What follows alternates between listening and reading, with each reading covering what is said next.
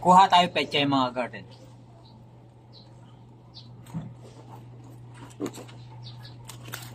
Yan o. Tingnan nyo na pagpitasan ko nung nakaraan.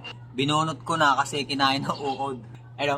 Kinain ng uod. Pero tingnan nyo, ang lalaki pa rin yung mga naiiwan. Yan. Tapos yung ugat, iwanan nyo kasi kapag ka nabulok po yan, magiging pataba dito sa lupa. Babahagi ko po sa inyo ngayon ay yung mulching. Ang mulching ay nakakatulong para pagandahin yung lupa, para hindi po agad-agad matuyo kapag katag-init. Kapag na-decompose po ito, magiging pataba sa inyong mga halaman. Uunahin po natin yung kulay green.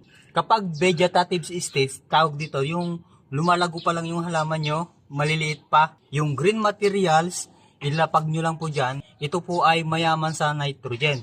Ito naman ay, yung brown ay carbon, pampabuhaghag sa halaman. Nakakatulong din para